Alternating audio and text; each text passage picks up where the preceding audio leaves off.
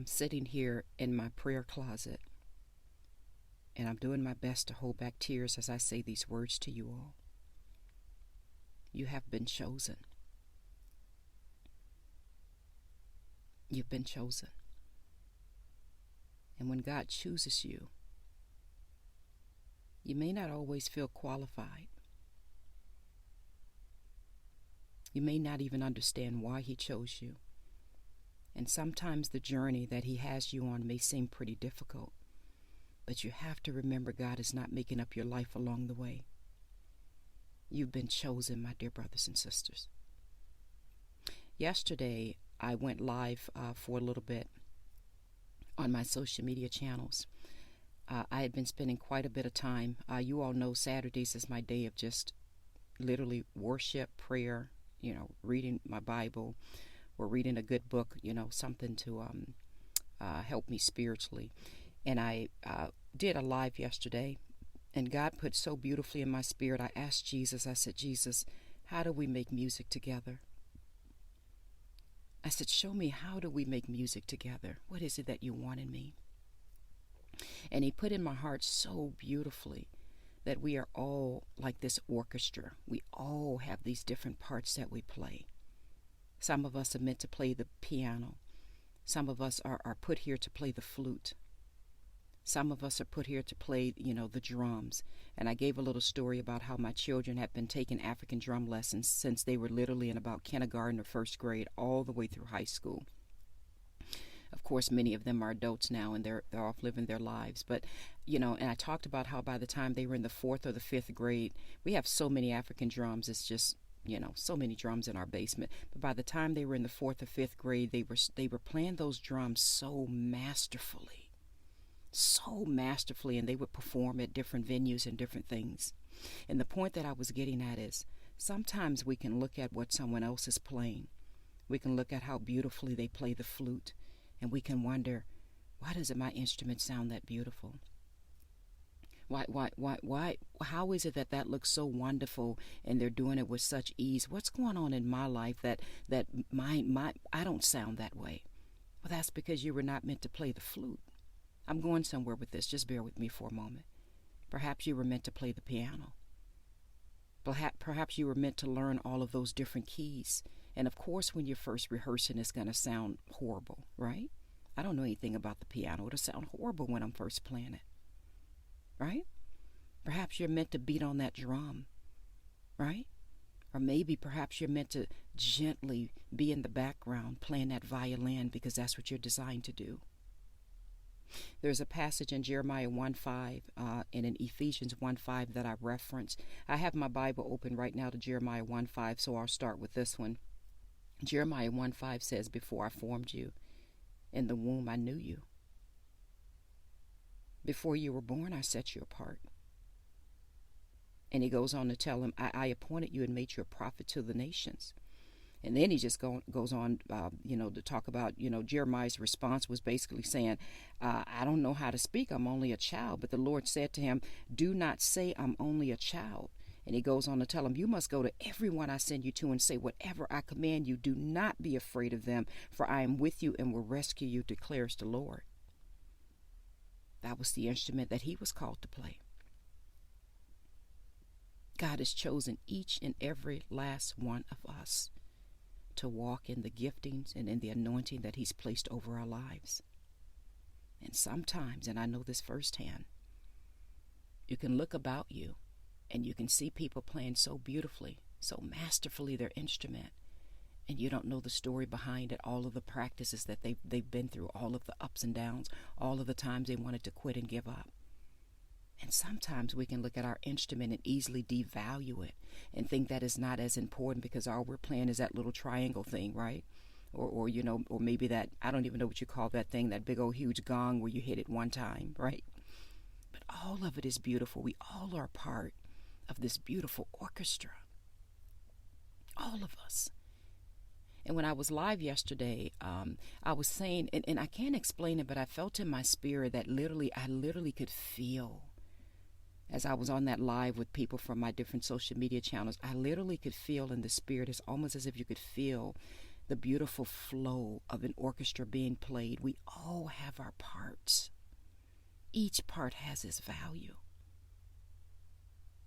When God chooses you, He's not making up your life along the way. That seed that He planted inside of you, my dear brothers and sisters, that seed is a good seed. That seed has been planted. God knew what He did when He made you. I read a book recently. Someone on my YouTube channel had told me to read a book by Dr. Miles Monroe. The book is titled The Spirit of Leadership. Someone had read my book Necessary, and there's a chapter inside of Necessary where a chapter is titled You Are a Lion. And that's when my mother used to always call me a lion. And many people may not know this, but before she passed away, some of the last words that she mouthed to me was that I was a lion, and that I was strong in the Lord, even though I didn't feel strong in the Lord. But anyway, someone had read that chapter in my book, and they says, oh my goodness, you really, Z, should read this book called The Spirit of Leadership by Dr. Miles Monroe. And even though his book is different, it wasn't the same chapter as mine at all, just to be clear. But she said, but the way that he gives the story, in it. And so I read it. And so there's a part in there that really, really touched me. One, he also gives a story of a lion, a completely different story, but a beautiful story about a lion that thought it was a sheep. And you all can go out and find his books wherever his books are being sold. Let's make sure we honor him, and you all go and find his book or audiobook or wherever it's being sold, and you can get it and read it for yourself. But there's another part in the book that really, really stood out to me that I really love. And he talked about something about the manufacturer's warranty, and I thought it was so beautiful. And the gist of what he was saying is something to the degree of we have to stay plugged into the power source. We have to go back to the manufacturer's guide. In other words, what did the manufacturer have in mind when he made us? And I just love that point. I just really, really love that point. What did he have in mind when he made us? And I'm sure I'm probably not paraphrasing it the right way, but that was kind of what I walked away with is, what did he have in mind when he made us? Go back to the manufacturer's guide, the settings. What did he have in mind when he made us? And that's what made me think today or yesterday when I went live, after spending quite a bit of time in prayer, when God revealed in my heart about an orchestra, I actually thought about Dr. Miles Monroe's book, The Spirit of Leadership, and I says, wow, between what he said about the manufacturer's guide and what God has revealed to me in the spirit about the orchestra, I came to the conclusion, I says, wow, what's so amazing about this is that we all have that seed. We all have that gift. We have to go back to what are we called to do? What did God put us here to do, and are we in alignment and playing that part that he has designed for us? If you're designed to be a guitar player, are you playing that guitar and learning it masterfully? Or are you getting frustrated because it's too hard to work with those strings and to figure it out, and you're over here trying to play the flute because someone else is playing the flute, right? And it sounds good to you. I really believe that that's why there are times in our lives, you all, when we feel frustrated, or times in our lives when we're not happy with the results, or times in our lives when no matter what you go out there and accomplish or achieve, you still feel that sense of not being fulfilled. I believe until we go back to the original intention of what God had in mind when he made us, it's nearly impossible to be fulfilled. I don't even know if it's possible to truly be fulfilled without walking in the intentional design that God made for us. So I want to encourage you all, especially for those of you, some of you, and I said this in my live yesterday, because I get to speak to a lot of people. Some of you are not even playing the instrument. Some of you all are sitting in the stands and watching the band march by. And some of you need to get back out there. Start marching. If God made you to play the flute, get out there and play it masterfully. And it may sound horrible at first, but that's okay. You keep on playing it. And you may say, well, Z, what do you mean by you keep on playing it? Well, just what I mean is that you stay in prayer. You fine-tune your skill sets, right? Get the help that you need. Ask God for wisdom and guidance. Ask him to reveal to you the gifts that he's given you. You continue to work on it and work on it and work on it to the point where where you play it with such ease. You show up with such ease in that being authentic. You show up with such ease in that anointing that is almost done. Literally, it's almost done without effort. And you want to know what begins to happen, my brothers and sisters, when you begin to show up authentically. Nations are drawn to the gifting. Nations are naturally drawn. This is what I love about Isaiah 60 and Isaiah 61. I won't turn to it now, but you all can read it on your own. But nations are naturally drawn to the gifting because now you're playing your part in this beautiful orchestra. It's as if we all are these individual, I don't know another word to use other than lights, right? We all are these individual lights, right? And when we plug into the right source, and again, that's why I think it'd be wonderful if you all get Dr. Miles Monroe's book, The Spirit of Leadership. It's such an amazing book for people to read or to listen to. I highly recommend it. And you all know it's very rare that I would recommend a book to someone, but I just think it's a beautiful book. I've read it through, and I'm in the process of going through it again. It's just really, really beautiful. But plug into the light source. In other words, plug back into the power of God and His original design for you. Oftentimes, when you are chosen by God, He gets you alone.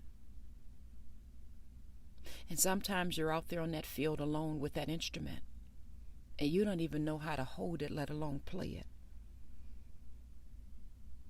And you're doing your best to hit those keys the right way, or to beat that drum the right way. I go back to when my children were first learning African drum lessons. At first, it was sounding just horrible. And by the time they were in maybe the 3rd, 4th, 5th grade, I kid you not, they could play along so well that when they were next to their African drum teacher, he's an amazing man, by the way. Shout out, we call him Mr. Tony. But anyway, he's an amazing drum teacher. But they could play so well that if you close your eyes, you wouldn't even see the difference between if it was them playing or if it was one of the masters playing it. But it took time. It took effort. And then by the time they were in middle school or high school, my goodness, it was just unbelievable the things that they could do. You all, that's how life is with us. I pray that this is encouraging you all. My brothers and sisters, you have been chosen. And my call to action for you is, are you playing the instrument that God has instructed for you to play? Are you doing what God has put you here to do? And you don't need to feel bad about that if the answer is no, or if the answer is I don't know. This is a call to action to sit in His presence and ask Him to show you. I thank God for the times He's frustrated my ways. I was just telling Him earlier today, I said, God, or not too long ago, I should say, not even an hour ago, thank you for all the highs and all the lows. Thank you for all the times you hid me from myself.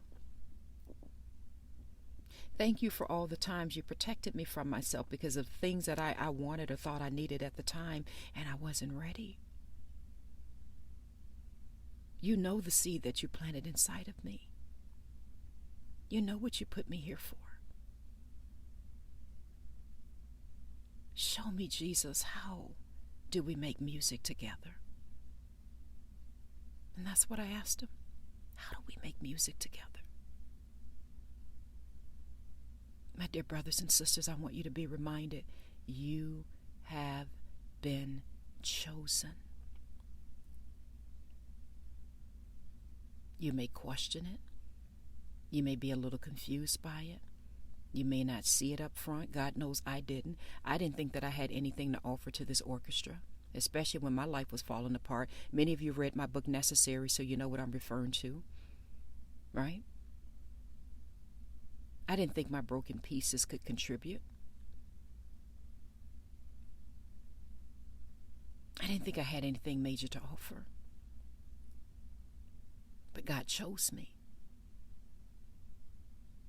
And day after day, week after week, month after month, year after year, By God's grace, I've been showing up. Many times too tired to show up, but showing up and allowing him to just sharpen me, use me, just like I'm doing this recording right now.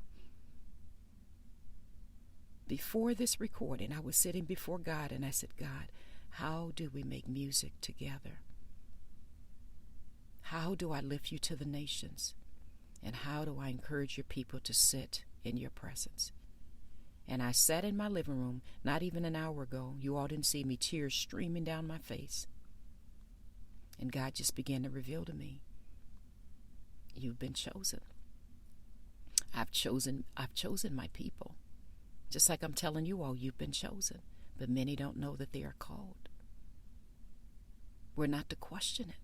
So I'll read again with Jeremiah. What I love about Jeremiah, and many of you all, Jeremiah was one of the, to my knowledge, one of the four major prophets.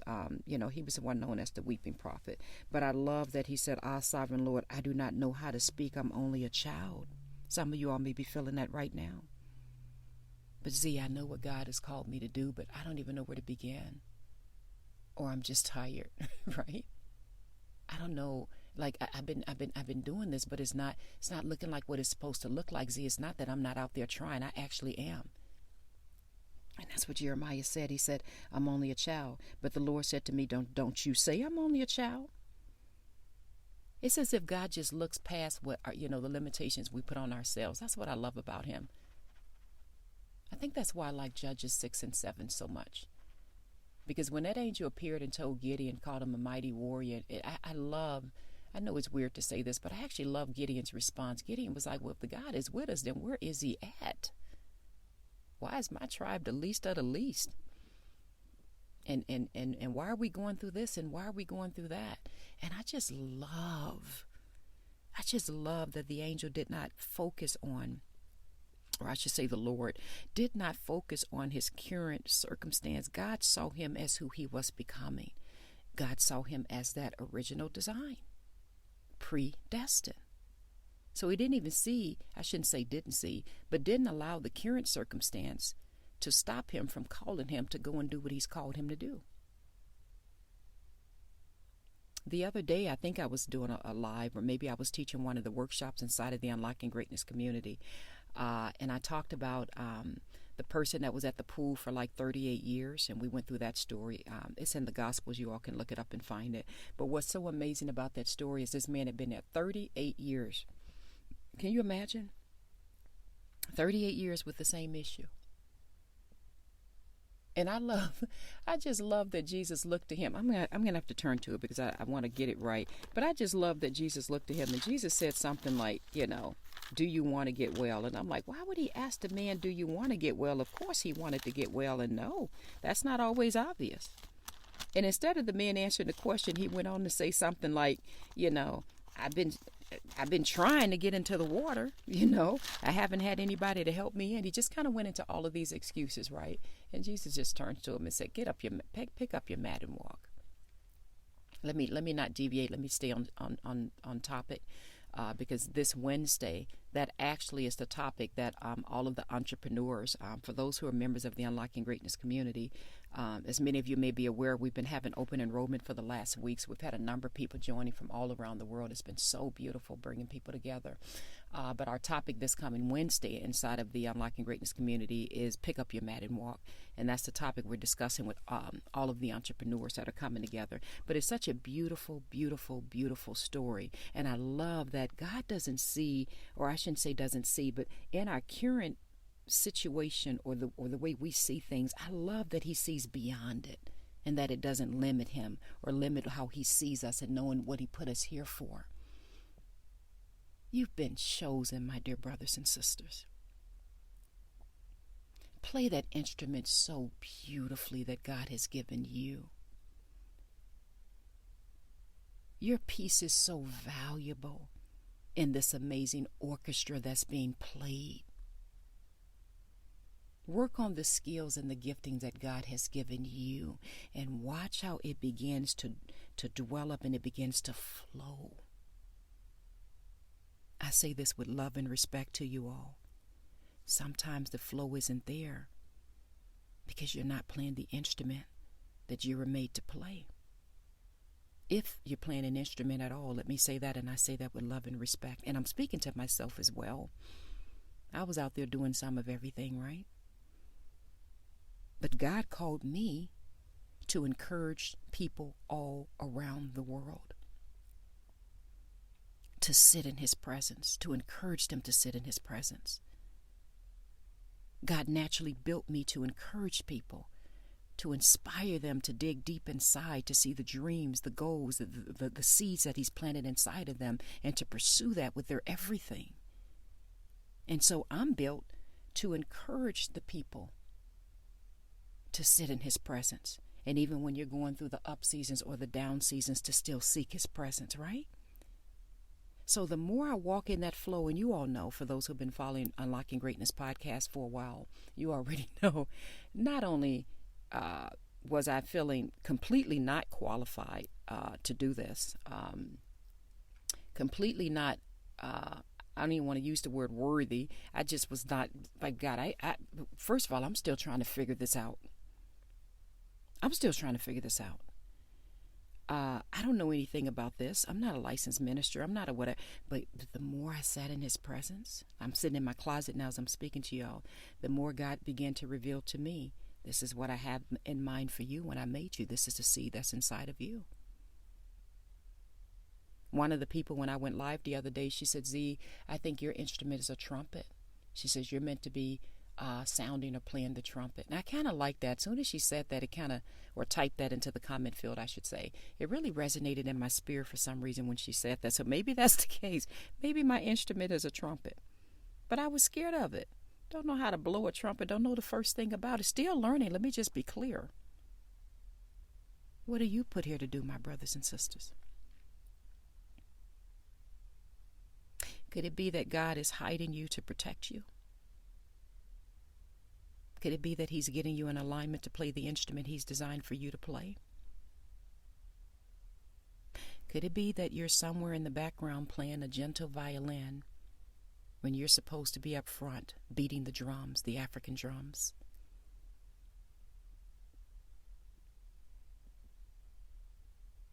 Could it be that you're meant to play the piano so beautifully that when people see your talents and gifts and see you come forth, whether that's painting or singing or who knows, running a corporate organization or who knows, right? Could it be that it just brings tears to their eyes because you do it so masterfully? Because you're doing what you were put here to do. Could it be that that's what you're supposed to be doing somewhere on a piano, right?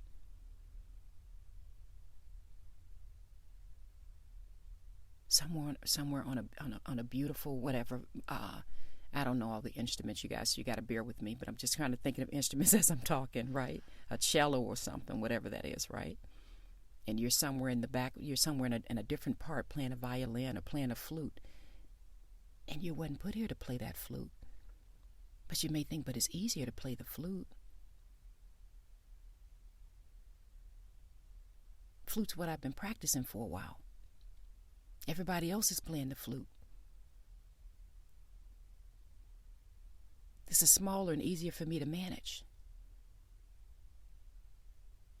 And all this time, God made you to be over there on that big old huge grand piano, or up front beating the African drums. You all get what I'm saying. I'm kind of using this as a, I don't know if it's a simile or a metaphor, but you get my point. You've been chosen, my dear brothers and sisters.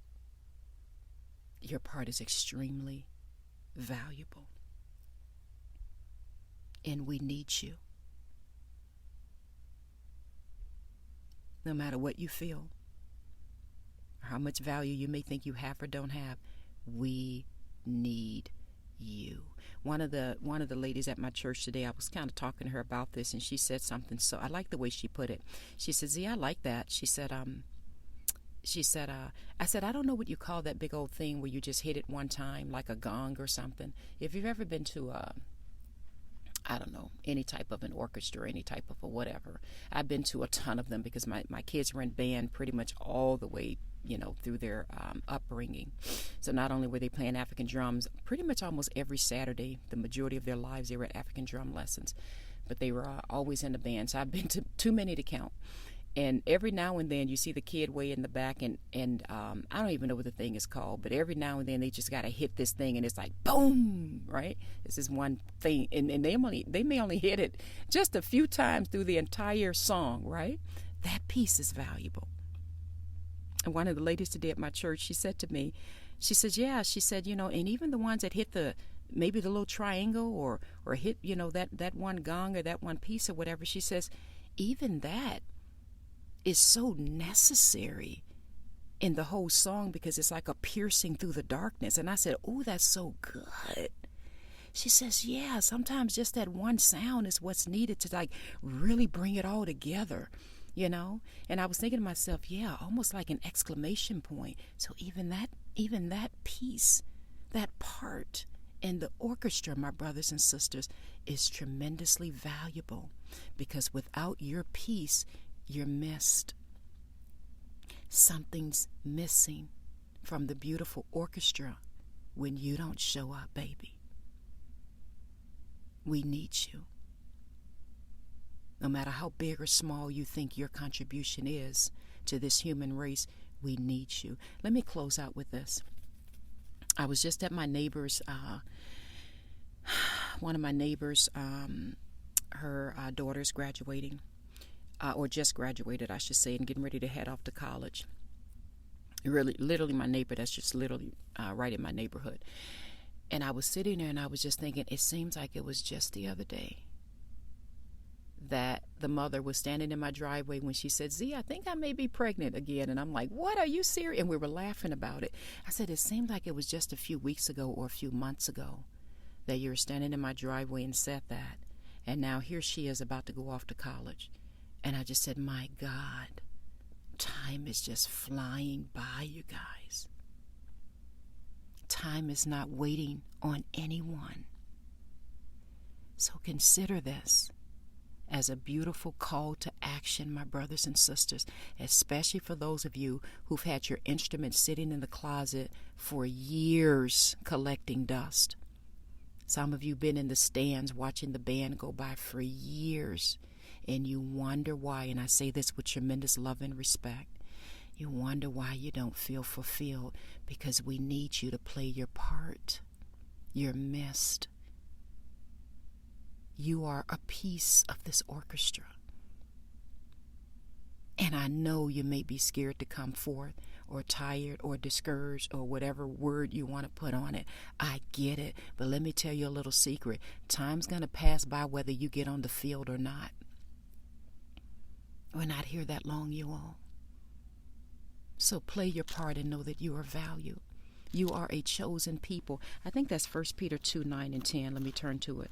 You are a chosen people, a royal priesthood, a holy nation. Let me just turn to 1 Peter really quickly. I'm just going to read that and I'm going to close out. Is it 1 Peter 2, 9 and 10? Yes, it is.